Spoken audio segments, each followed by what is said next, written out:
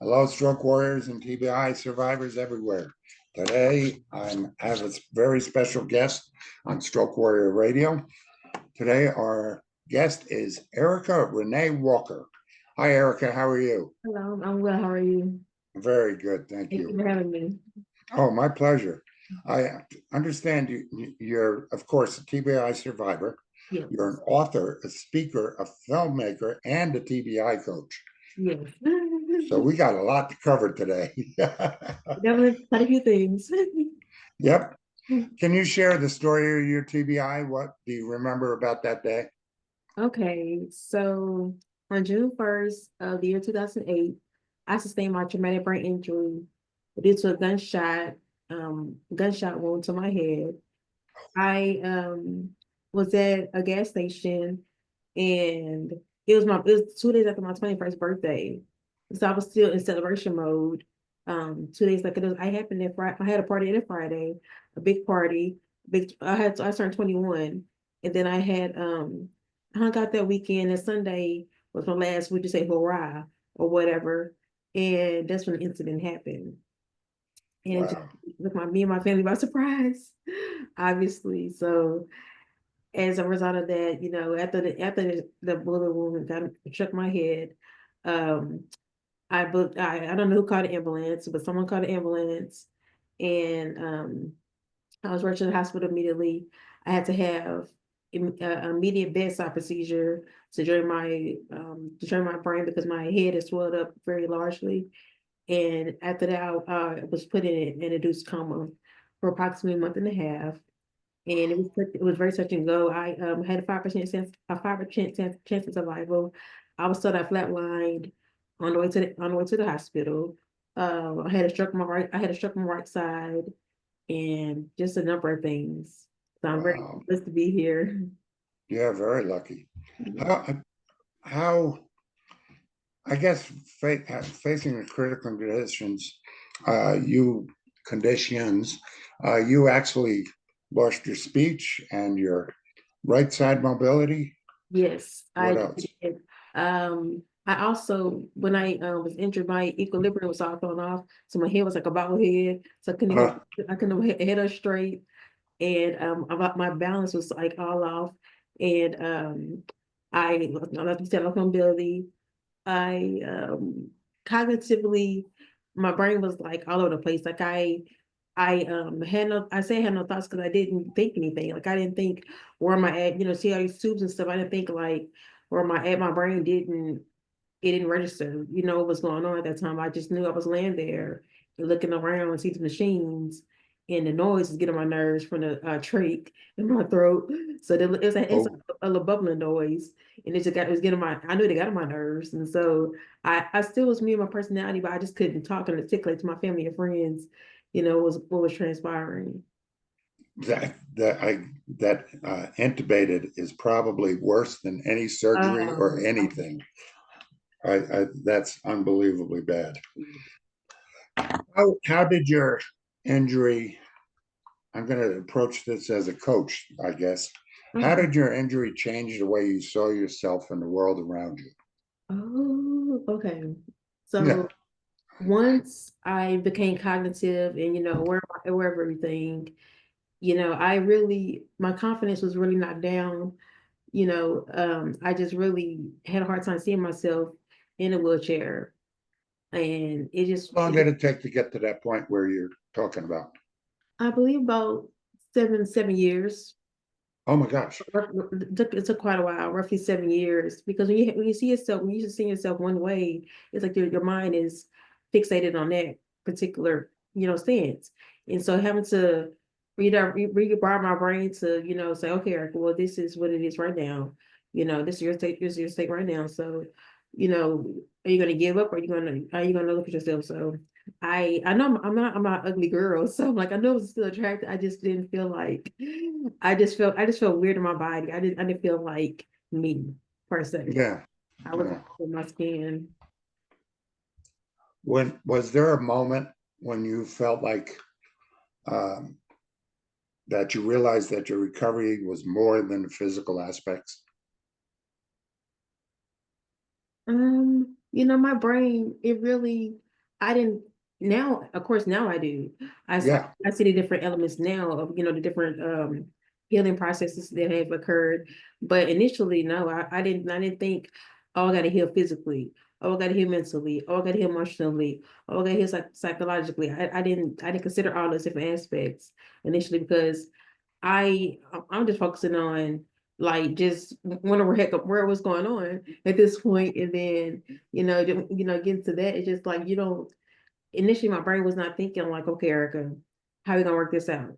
It was just like like if I was in pain, we're in pain. It was focus on one thing at a time, and like I could think of a lot of things right, on one time. I could think a lot of things.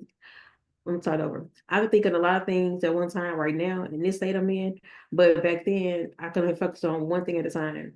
If I was in pain, I'm in pain. If I can't breathe, I can't breathe. If I what's something else? If I can hear something, I can't hear something. I can only focus on one thing at a time. So I didn't even consider anything else besides what was going on in the current moment. What emotions did you struggle with most during that early journey, and do you still struggle with it?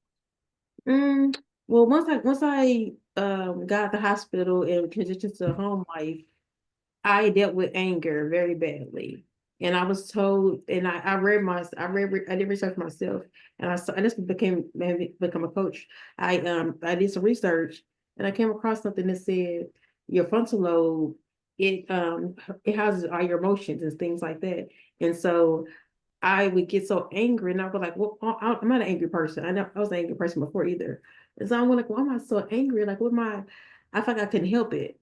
And so, but when I read that your frontal lobe houses your the emotions. I said, okay, if that was I got injured toward my frontal lobe.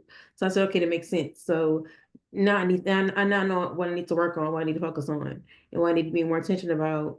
How I talk. 'Cause I would talk to people. I would talk like I was not very kind, and and not intentionally. I couldn't help myself sometimes, and it just I just couldn't help it sometimes, and so I just feel I apologize. Well, I'm sorry, sorry, sorry, and it's like I'm not even gonna say sorry to a person. I'm saying sorry every day, and, Right.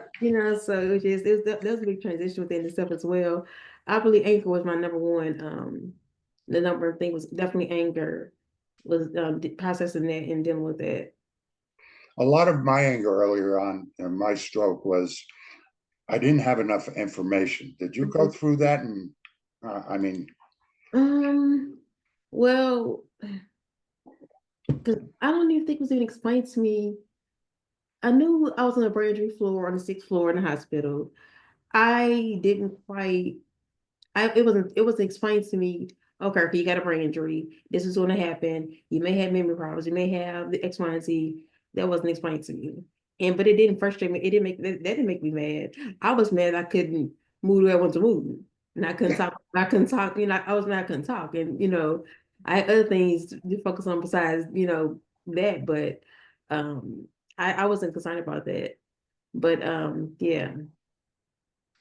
I'm I'm interested in your a lot of us feel lost after the injury. How did you find a sense of direction? What was the moment that clicked for you? As far as what do you mean direction? What direction you wanted to take your life in? Because we all have to adjust to a new normal. And Hmm. at some point, we have to decide. I think for me, I had to decide what is my new normal and what do I want to do with that. You Okay. know, I get what you're saying. So I had a plan for my life. I was like, so I was 21 years old and I got injured. That wasn't part of my plan, obviously. uh, It's not part of no one plan to get hurt, let alone get yeah. out of your head, almost die. But my timeline for how I wanted my life to go, it was turned upside down. And so I had to redirect myself. And so once I got home and figured out, because I always wanted to be, I was a schoolgirl, and so college was always my thing, and I was in college at that time as well. So I know I went to finish school, and I knew eventually I went to work again and all those kind of things, but I knew I had to take it one step at a time. And like I said, my brain had to process things. So I knew school was my first step. So I said, okay, I'm embarrassed to be in this wheelchair. I don't like how I look in the wheelchair. I don't like my outlook in being in a wheelchair was totally skewed. And so I said, okay, but I still want to go to school. And so I remember being online and came across University of Phoenix. And so I said, oh, I can go to school online. It's like I don't have to be seen by nobody. I just a computer and me, and so we're good. And so I did online school for I graduated from University of Phoenix for 2 years. So I did that's okay, but I'm still not satisfied. And so I said, Great. and so within those 2 years, I was able to like get my confidence again, and and I was still highly nervous about going to school in person. So I tried to go to school in person, to University of Missouri St. Louis here, and so I'm like, okay, I was so nervous, but when I got there, I was like, okay, it's other people in wheelchairs, but I want other people, and I don't think I see any power chairs per se. I see regular wheelchairs, but not power chairs, and so. I said, well, you got to roll with it. So, and I'm a type of person. I'm gonna go. I'm gonna do what I got to do, and I'm gonna just get it done. And so I'm not gonna make excuses or whatever. So I'm gonna get done. And I went to the classes, and it was the big adjustment because some classes were on like the third floor, and the elevator was out. I couldn't get the class, and so I emailed my teacher like, "Well, I can't get the class." So he said, "Well, just he sent me whatever. He sent me assignment, whatever, and things like that." But beyond that, it went pretty well. I loved online. I mean, I loved in person more than I loved online. So I could have done it so much sooner, but I wasn't in the mental capacity, in the mental state to handle the pressure of being in school in person at that time. So Yeah. that was a big adjustment too. And that was a big win for me to be able to do that and not care what people think because my confidence was knocked down a whole lot. So You went into physical therapy and occupational therapy and all that too, oh didn't you? yes, speech therapy, all the therapies. Yeah, yeah. Favorite lesson. Yes, every Yeah, lesson. there's like nine of them I've Yeah. discovered anyway, because I include acupuncture, chiropractor, massage. Oh, are you clear those? Okay. Yeah. Yeah, that's I mean, the massage and chiropractor are one of the best things for my muscle atrophy. Anyway, I've never had that before. what kind of strategies helped you shift your mindset from frustration to empowerment? Which strategies help me shift my Yeah, mind? yeah, I mean, you were frustrated getting to class. You were frustrated with not being able to use your body like you used to. Those kind of things. Where where did you come up with um, this empowerment that you've got through advocacy?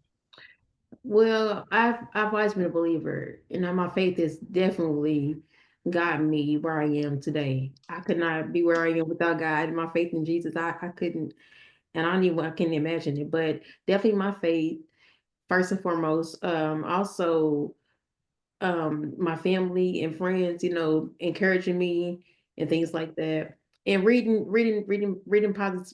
positive um quotes and things like that. And I read a lot of I used to read a lot of books and things like that. So that would help me and just navigating different things on my own. Like obviously different things online. And I remember coming across a young lady on YouTube, and Lolo Spencer. I don't know if you heard of her or not before. She's in a wheelchair. She go by Lolo, and I was just like, she's an African American woman as well, and she's in a wheelchair.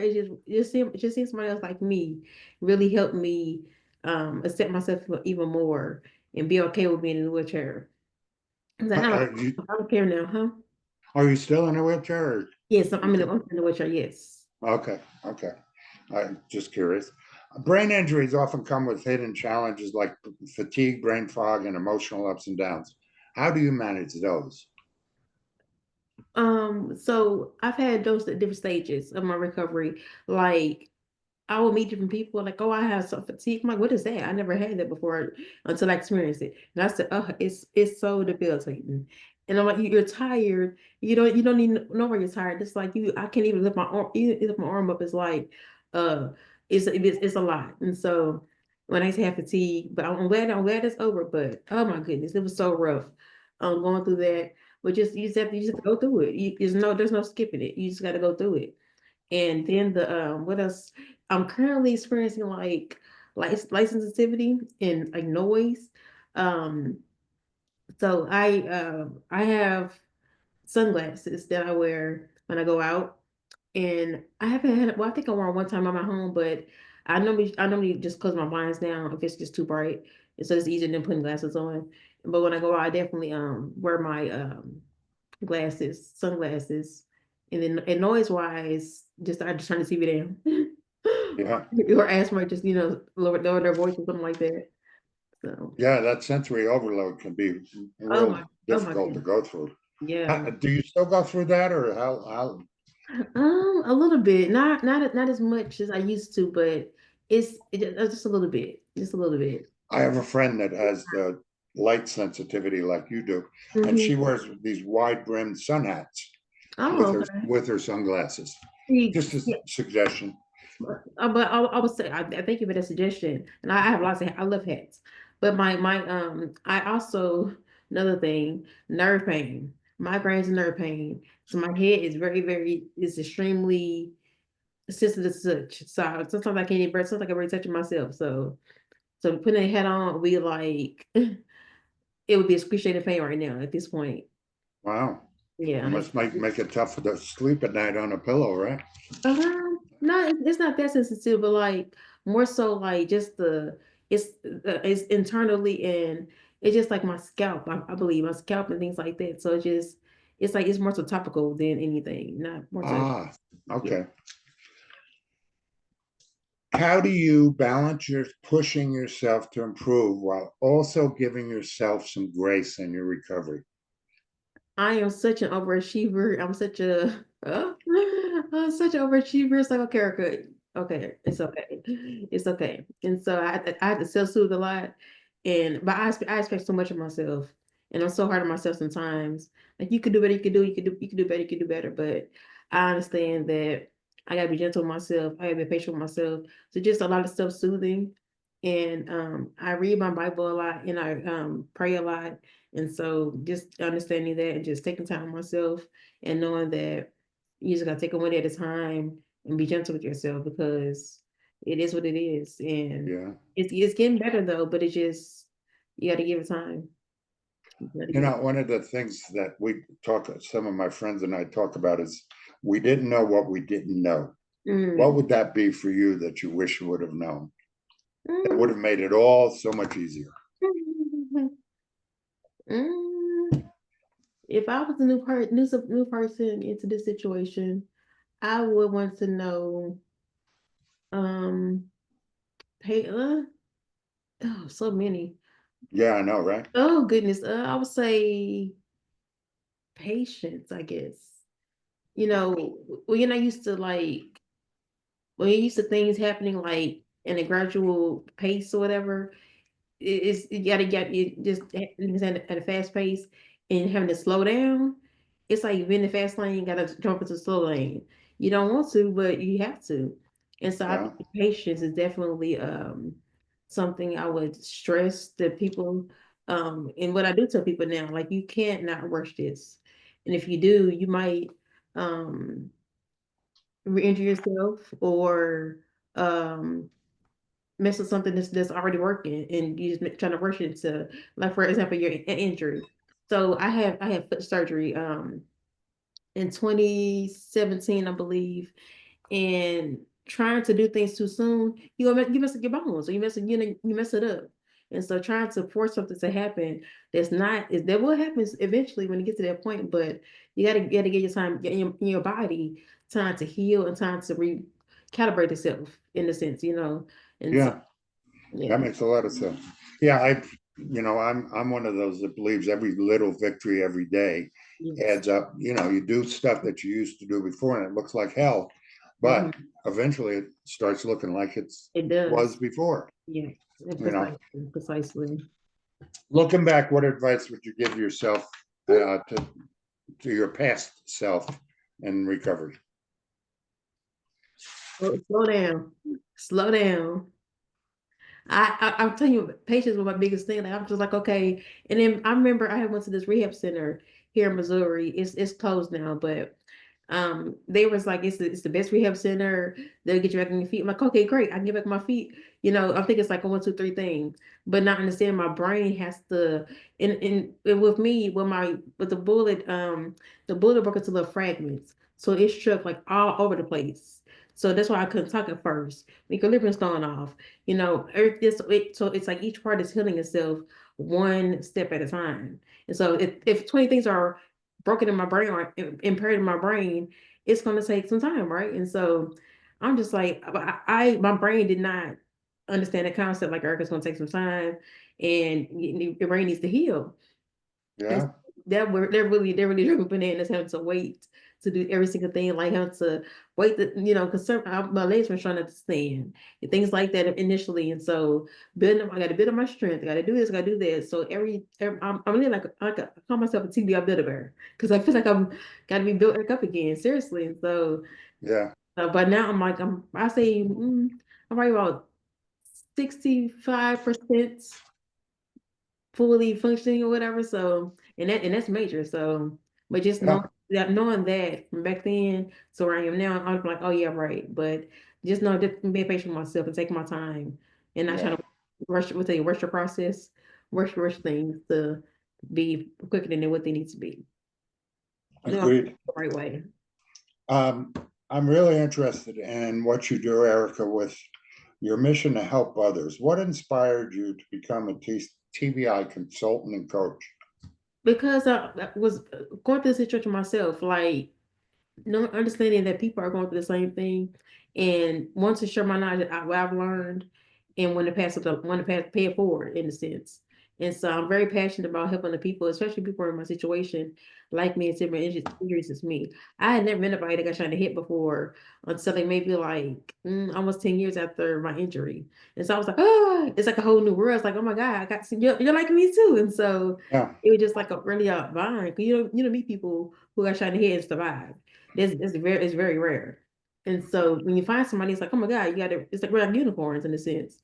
So I gravitate to people like this. So like I want to help other people in my state. And I had it's so many different things. Like I'm part of the stroke community because I had a stroke on my right side. I'm part of the brain injury community because I had a brain injury. And so TBI and I'm part of the gunshot violence community because I was shot in my head. And so all these different things that I'm a part of. It's like so I'm gonna take my mission to encourage people because I know people want to give up. I know people as I've been there. I never want to give up because I always want to bounce back, but I'll take a pause, but I don't quit. And so but I know people will get in effect. You want to see something you know see something happening as fast as you want to happen. It's like it can be discouraging. Like oh yeah, why no why this person advances so quickly and I'm not. And the same thing happens to them. It's like but you're not understanding their brains we all got different brains. Nobody brains the same. So, and I did it myself as well. Like, well, that happens to them. So they're no well. So what's going on with me? What's wrong? I thought something wrong with me. But not understanding that my journey is my journey, and and we're all different. So yeah, yeah. We're all different, but there's some similarities that we can help absolutely, each other get through the emotional and mental aspect of it. absolutely, So, absolutely. And then what do you see as the biggest? I mean, dealing with all the patients and medical profession, what do you see as the biggest gaps in support for brain injury and stroke survivors? the biggest gap. Yeah, what's missing from the medical profession that you wish was going on? Well, unfortunately, they're not in our predicament. They don't. So they will never ever fully understand what it's like to be injured because they never experience it. So I would always be a disconnect. They would. I mean, they can read the books, but they research or whatever, but they will never understand the totality of what a person deals with on a daily basis. And when I say it changes every single day, you just never know. Yeah, It's the most unpredictable thing I've ever had in my life. Like you just never know. You can yeah, I call it guesstimate. You don't know, and so you can guesstimate how you want to, but you never know. And so I think that is places a big rift between um patients and the medical professionals. They want to understand, but it's like they're not in our position. So how much really can they understand? yeah, And they can read what they read in books and things like that. And that's great. And most of the time it helps and it is right, but it only goes so far. So I think there will always be disconnect, unfortunately, yeah. between that. In your practice, you focus on mindset, acceptance, and purpose. Why Yeah. are these so critical to recovery? So I know with our brains, we gotta think right. So you gotta be in the right mindset. If your mindset not right, you count it out because you're not gonna get very far being negative. But being positive and staying hopeful, optimistic has helped me a mighty long way. It's helped me a whole lot. And so mindset is definitely if you think like, well, it's never gonna happen. Well, no, it's not. You stay in it, and it's not. You're speaking it. You're not even welcoming positivity to say it can get better. So your mindset is already skewed already. Acceptance. You gotta accept it. I mean, yeah, it happened. Yeah, but you gotta move forward. And so, um, you gotta accept what you can't change. Just so I'm big on moving forward, and yeah, you can revert to the past, but don't stay there. You gotta address it. You can't like, oh, I'm okay. No, you're not okay. You gotta deal with it. You can't skip over it. So you can't skip over it. So once you fully accept it and be okay with whatever state you're in, whether that's I don't think the same. Okay, so learn how to master how you're thinking now. I for me, for example, I don't function the same. Well, I got to maneuver, I can maneuver, and so I'm gonna get always find a way to adjust. I'm always nothing but readjustment since it's happened. So I always constantly learning to readjust. I'm always readjusting something. So it's like second nature to me at this point. And the purpose, we all have one. God kept us here for a reason. So we didn't get to live for no reason. So we'll be angels in heaven right now. So, but we got it's something we're supposed to do here on earth. So we got to help one another and make a difference in what we can. And sharing I'm this. curious, how long did it take before you met other survivors? I'm sorry, say it again. Now, how long did it take before you met other survivors, and how important was that for you? Mm, well, that's a good. I don't think I've asked that question before. That's a great question. When did I meet other survivors? In your hospitals, you go through group things or whatever, but not everybody is the same injury as you. They try to, everybody's not the same. But when I met somebody, hmm, I think I know it's on Facebook. So, what year was that? I say maybe, this is we're 2025, so maybe 20 2017-ish. Maybe Okay. I joined a lot of Facebook groups, and I felt like it was like a whole new world. I'm like, I didn't know this is here. Like it's just like a whole new world, and so I'm like, you're like me, you're like me, you're like me, and so and people can actually relate because in your family, yeah, they can support you, and it's great, but you don't understand exactly what I'm dealing with. So, Yeah. Yeah. It's funny. It took me 6.5 years to get off the walker and cane and everything, 6.5, 7 years. mm, But it happened after I met stroke survivors, and we wow. can talk about what we've gone through and that kind of thing. You didn't I even think that's probably one of the most important thing a new TBI or stroke survivor needs to get involved. community, Yes, community. community, exactly. Like I said, your family, they can only tell you so much, they can only see so much, they can only say so much. But seeing Yeah, somebody like you, it's like, oh, okay, so you have a different outlook. So yeah, I exactly. I agree with you. If a survivor is struggling, this is a coaching question. If a survivor is struggling with feeling stuck, what's the first thing they can take towards moving forward? First step they can do. If they're feeling stuck, mm, so I'm big evaluator, analyzer, like assessing the situation. Stuck as in what are you stuck in? Are you stuck in your mind? Well, I Are mean, you you stuck go in through frustration, depression, those kind of things, and you get stuck and you just sit around. For example, me, I gained like 70 pounds, and 2 years in because I didn't do nothing. I didn't, that's spoken well. Anyway, I didn't do anything. Yeah. So, I gained 70 pounds. I've since lost it, all of it. But I was stuck in that rut of, is this working? Is this not working? Mhm. How do you get your clients through that? Well, you gotta first you gotta get a deal. You gotta face it. There's no way around it. You got to face it, address it. So, for example, if someone was like in a situation like me, like, well, how do I adapt to this? Like, how do I readjust myself? Well, so for me, you gotta just if you accepted what happened and forgiving, like for me, I was shot by someone, so I forgive. Until you forgive, you're gonna hope you're gonna have that hold, and it's like you can't move forward if you still hold on to that what happened.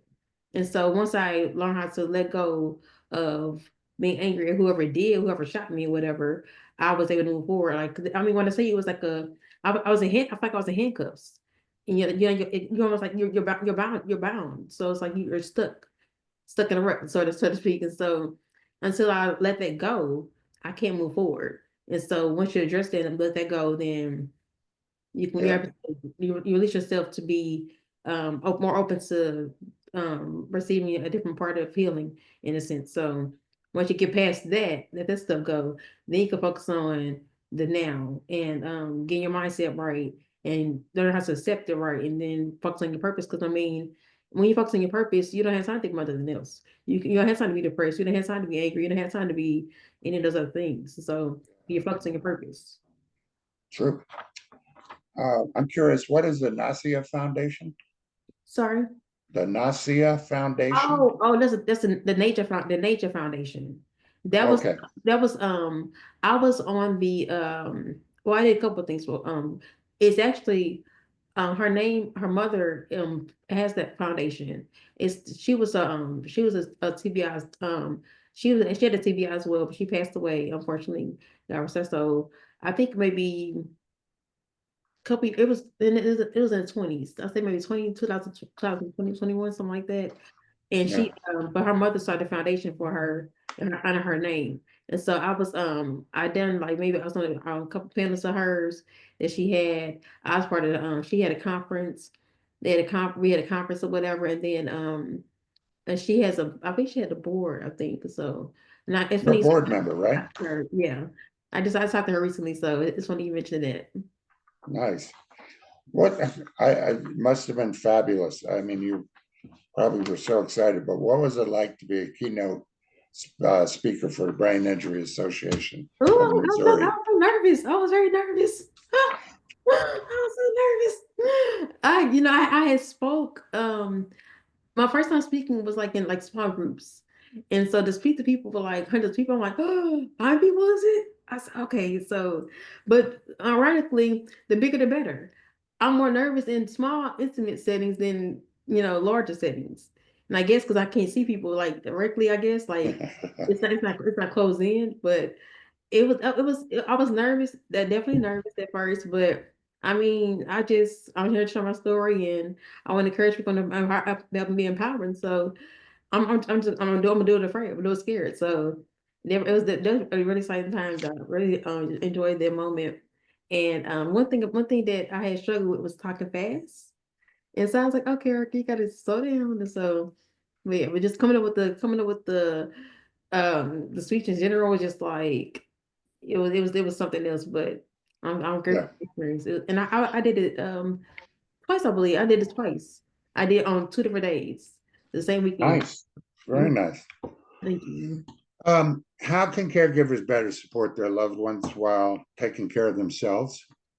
I How, always have to ask a caregiver question for survivors. how can a caregiver better take care of themselves to Support their loved one. getting rest?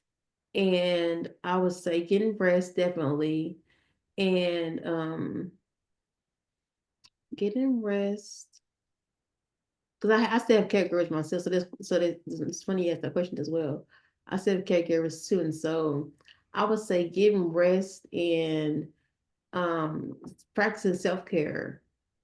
Because a lot of times, they're so concerned about you and your needs.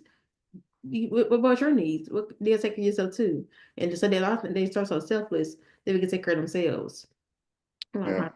So take your time, like I said, rest, take your time, have your spa day, have you a day you want, do nothing, just take care of yourself mentally and whether it's just not doing nothing or was just taking a hot bath or something like that. But just you gotta take care of yourself, and your mental health is so important. And Yeah. you gotta have the time to reset yourself, recalibrate yourself. So I'm here for I, that. I'm Definitely. really curious about your book. That's exciting that you wrote a book through the lens, Yes. kind of aimed at the younger generations. What lessons from your journey inspired the book?